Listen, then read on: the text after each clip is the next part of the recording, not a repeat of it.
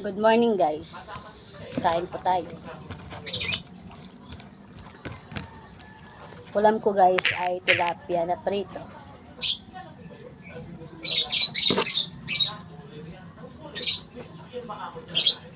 Gumawa po ako guys ng sausawan.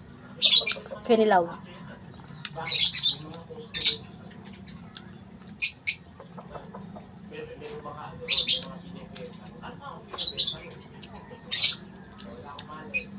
Pag gumagawa po akong tilapia guys na kinilaw, pamandilis, pinababad ko muna po sa suka.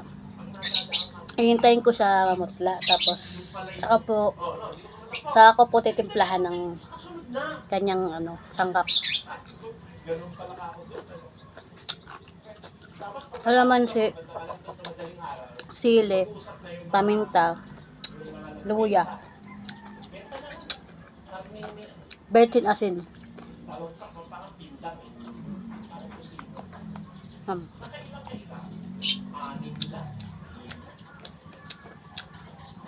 Bagay guys, yung ito sausaw mo sa ay yung itong prito, sausaw mo dito. Bagay po, sarap. Lalo po guys pag inihaw na isda.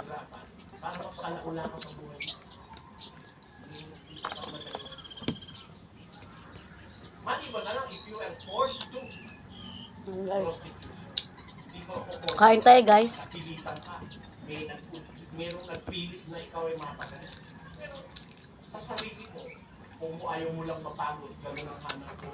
Pangit. Magkakalat ka ng virus niya. Shout out nga pala kay Ate Maricho. Hello Ate Maricho, kamusta ka na? Kamusta na yung baby mo? Alin ang hanap buhay na marapat sa Diyos?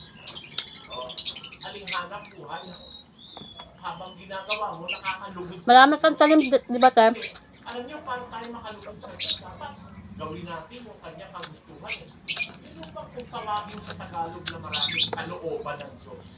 Yun, para maintindihan mo. Sipag lang tayo ng tanim, tsaka dilig para may pakinabangan ka sa iyong pag-isikap. Sundin ang loob mo kung paano sa langit. Papasyal ako sa bahay mo, te, pag nakawa kang antipolo. May kakwento ako sa ito. Naitanong na ba natin sa ating sarili? Kung yung anak ko 5-6, paano natin lalapit yung tao na ipit? Kain tayo guys, tara po. Pagbigyan mo naman ako ngayon, napit lang ako mali. Puputol lang kami ng isa, wala ako pataya ko. Ay, kaya ka ba, 10%? Nakisin ko lang mali. Shout out nga rin pala sa nagbigay ng suka, ang asim. Ang sarap.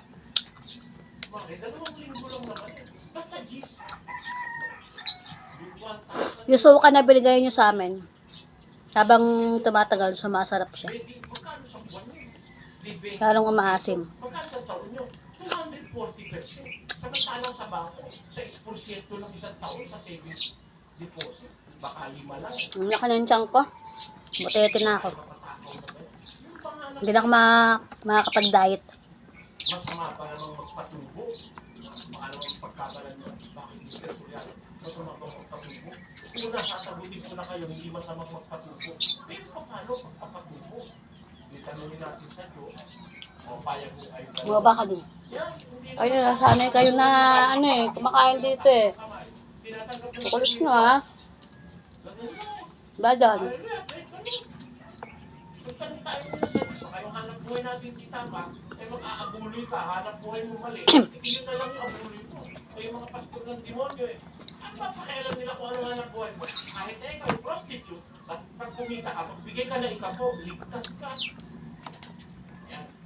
Hindi lang panitiwala. Ito sa Biblia po, hindi ka to. Tingnan mo natin sa Biblia. Alamin natin sa kasulatan. Tanungin natin ang Diyos sa Biblia. Alin yung mga hanap buhay na marapat sa kanyang paningin. Umpisahan na po natin. Una-una, mayroon nung iba't ibang klase ng hanap buhay sa Biblia. Ang sarap guys. Ang pinakamasama na magagawa ng tao ay mabuhay nang walang hanap buhay. papayag kayo. O baka hindi nyo ako nasasabihan agad. Ang napakasama sa tao, nabubuhay ng walang hanap buhay. Mahal niyo tanong, paano naman Mr. Sulyano yung nangyari? Nabubuhay ng walang hanap buhay. Pakinggan niyo sa ikalawat Tesalonica. Sa Kapitulo 3, mayroong ganitong pangungusap si Apostol Pablo. Pakinggan niyo, ewan ko kung tinuro ng pastor nito, pero ako po tuturo ko sa inyo. Saan tayo? Huwag mapakama. Maging maalam tayo sa kalooban ng Diyos. Ito po sinasabi sa talatang ito. Sa Kapitulo 3, versikulo 11, mayroong ganitong sinasabi. Sapagkat aming nababalitaan ang ilan sa inyo na nagsisilakad ng walang kaayusan. Nakikinig po ako guys ng dating daan kay Brother Soriano po. Parang lakad ng lasing. Maganda po yung kanyang mga talata. Kung maglakad. Maayos ba? Talaga pong yung Bible po, ibinabahagi niya lahat ng salita ng Panginoon sa tao. Nakakita ka ng lasing na nagkakain. Sa mundo po. Hindi maganda maglakad. Tama. Sabi nung ibang pangit. Again na guys, tapos na po ako kumain. Salamat po sa inyo lahat. Thank you for watching. Bye-bye. May iba yung